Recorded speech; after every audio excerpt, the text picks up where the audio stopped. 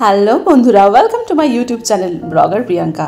আজকে আমি দেখো কোথায় যাচ্ছি। হ্যাঁ, আজকে আমাদের উঠোনে যে জমিটা আছে, মানে আমার বড়দের বাড়ির পেছন দিকে, সেই জমি থেকে দেখো মাটি তুলছি। মাটি তুলে কী করব না করব সেগুলোই আজকের মিনি ব্লগে তোমাদের সাথে শেয়ার করব। তোমরা প্লিজ ভিডিওটা শেষ পর্যন্ত দেখো।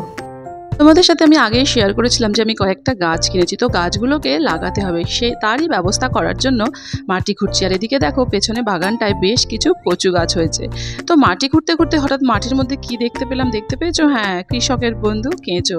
তো সেটাকে সরিয়ে নিয়ে নিলাম মাটি। কিছুদিন আগে গাছ কিনেছি আর তার সাথে কিনে নিয়েছিলাম এই দুটো সার। হ্যাঁ, একটা গোবর সার, একটা হচ্ছে 19-19। গাছ লাগাতে আমার বরাবরই ভালো লাগে, তো গাছগুলো যাতে একটু সুন্দর হয় সেই জন্য এই সারগুলোও কিনে নিয়েছিলাম।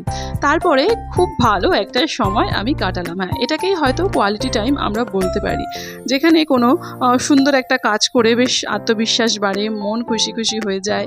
তো সেই জন্যই আমি বসে পড়লাম এই টব নিয়ে। টবগুলোও আমি কিনে নিয়ে এসেছিলাম।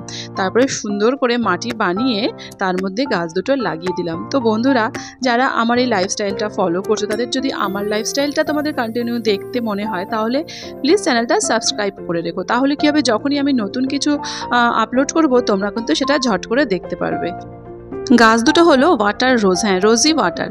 তো এই গোলাপগুলো জলের মধ্যেই ভাসে, তো সেই জন্য মাটিটা তৈরি করে আরুষকে দিয়েই বললাম জল ঢেলে দিতে। তো আরুষ তো খুবই আগ্রহী, ও জল ঢেলে ব্যবস্থা করে দিল। তারপরে দেখো গাছগুলোকে লাগালাম, আর একটু আশা করে রাখছি যেন তোমরাও প্রে করো এই গাছগুলোতে যেন ফুলটা অবশ্যই ফোটে। তারপরে দেখো এই যে আমার বরের বাড়ির এই পাশ দিয়ে এখানে যে জায়গাটা রয়েছে, সেখানেই টব দুটো বসিয়ে দিলাম। এর আগে দেখো এই গাছগুলো আমরা বানিয়েছি। তো গাছ লাগাতে কিন্তু আমার ভীষণই ভালো লাগে। আর কারা কারা কারা গাছ লাগাতে ভালোবাসো কমেন্ট করে জানিও। দেখা হবে পরের মিনি ব্লগে। ততদিন পর্যন্ত সকলে খুব ভালো থেকো। বাই।